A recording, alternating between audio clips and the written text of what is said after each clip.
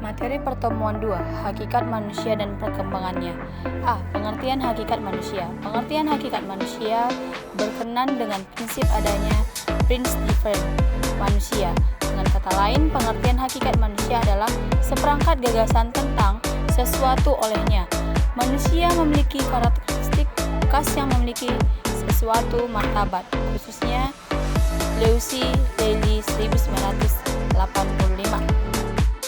Jenis-jenis hakikat manusia.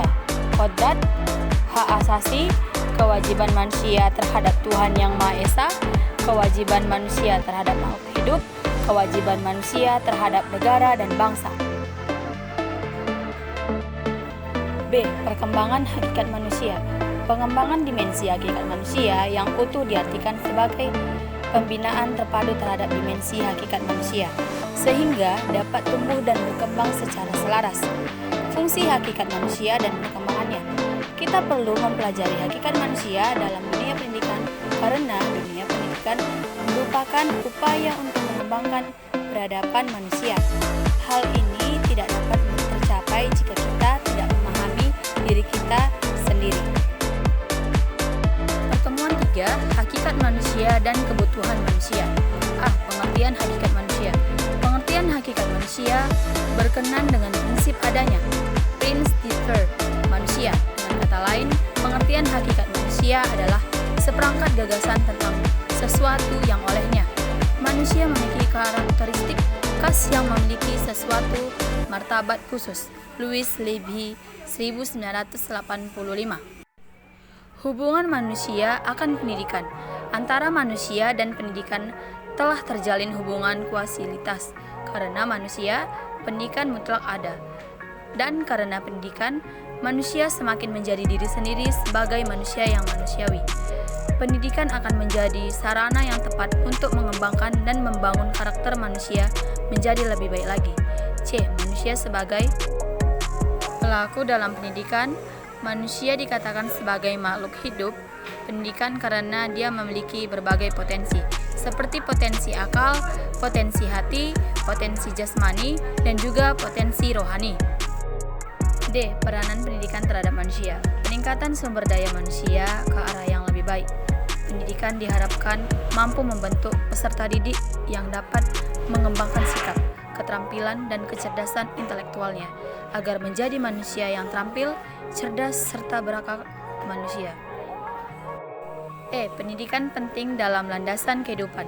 Merupakan usaha manusia untuk memanusiakan manusia itu sendiri, yaitu untuk memudayakan manusia atau untuk memuliakan manusia.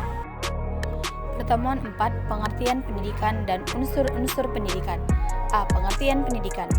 Pendidikan adalah usaha sadar untuk menyiapkan peserta didik melalui kegiatan bimbingan, pengajaran, dan atau latihan bagi peranannya di masa yang akan datang. B. Tujuan pendidikan. Untuk menjadi media dalam melakukan pengembangan potensi dan mencerdaskan manusia agar siap menghadapi kehidupan di masa yang akan datang. Pendidikan dalam sebuah negara dapat dikatakan sebagai salah satu hal yang sangat penting untuk diperhatikan dan ditingkatkan. C. Unsur-unsur pendidikan. Pendidikan terdiri dari peserta didik, pendidik, interaksi edukatif antara peserta didik dan pendidik, materi atau isi pendidikan atau kurikulum, konteks yang mempengaruhi pendidikan, alat dan metode, perbuatan pendidikan, dan evaluasi dan tujuan pendidikan. D. Pendidikan sebagai sistem. Pendidikan sebagai sesuatu sistem merupakan pendidikan sendiri terdiri dari elemen-elemen atau unsur-unsur pendidikan yang dalam kegiatannya saling terkait secara fungsional sehingga terjadinya satu kesatuan yang terpadu, saling berhubungan dan diharapkan dapat mencapai tujuan. Pertemuan 5, landasan pendidikan dan asas-asas pendidikan. A. Pengertian landasan pendidikan. Landasan pendidikan adalah asumsi-asumsi yang menjadi dasar pijakan atau titik tolak dalam rangka praktek pendidikan dan atau studi pendidik. Landasan pendidikan berkaitan dengan praktik serta kebijakan pendidikan. Terdapat kajian analisis kritis. B. Pengertian asas-asas pendidikan. Asas pendidikan merupakan suatu kebenaran yang menjadi dasar atau tumpuan berpikir, baik pada tahap perancangan maupun pelaksanaan pendidikan. Khusus untuk pendidikan di Indonesia, terdapat sejumlah asas yang memberi arah dalam merancang dan melaksanakan pendidikan itu. Jenis-jenis landasan pendidikan: landasan filosofis, landasan sosiologis, landasan kultural, landasan psikologis, landasan ilmiah dan teknologi. Pertemuan 6. Fungsi lingkungan kehidupan. A. Lingkungan pendidikan. Lingkungan pendidikan adalah berbagai faktor lingkungan yang berpengaruh terhadap praktek pendidikan atau berbagai lingkungan tempat berlangsungnya proses pendidikan yang merupakan bagian dari lingkungan sosial. B. Fungsi lingkungan pendidikan. Fungsi lingkungan pendidikan secara umum, fungsi lingkungan pendidikan adalah membantu peserta didik dalam interaksi dengan berbagai lingkungan sekitarnya, utamanya berbagai sumber daya pendidikan yang tersedia, agar dapat mencapai tujuan pendidikan yang optimal. C. Tripusat pendidikan. Tripusat pendidikan adalah istilah dalam bidang pendidikan yang berarti memperdayakan sinergitas lingkungan keluarga, sekolah, dan masyarakat. Tripusat pendidikan itu terdiri atas sekolah, guru, kepala sekolah, siswa, keluarga atau orang tua atau wali murid, dan masyarakat atau komite, sekolah, organisasi, profesi. D. Pengaruh timbal balik antara tripusat pendidikan terhadap perkembangan peserta didik.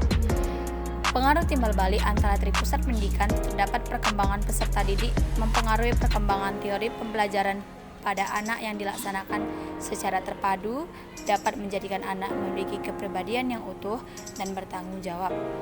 Anak akan memiliki profesionalisme yang merupakan modal utama untuk terjun ke masyarakat. Jadi kesimpulannya adalah landasan pendidikan adalah asumsi-asumsi yang menjadi dasar pijakan atau titik tolak dalam rangka praktek pendidikan dan studi pendidikan. Jenis-jenis landasan pendidikan ada 3, yaitu landasan religius pendidikan, landasan filosofis pendidikan, dan landasan ilmiah pendidikan. Konstruktivisme berasal dari kata konstruktif dan isme yang berarti paham atau aliran. Konstruktivisme merupakan aliran filsafat pengetahuan yang menekankan bahwa pengetahuan kita merupakan hasil konstruksi kita sendiri. Kita telah melihat dan membaca bahwa Pancasila memang berakar dari kebudayaan bangsa Indonesia. Karena dari segi Pancasila terkandung kebudayaan yang menekankan persatuan serta sebaliknya. Tidak lupa dari segi Pancasila yang merupakan 5 asas atau prinsip-prinsip yang harus dijunjung tinggi sebagai bangsa Indonesia.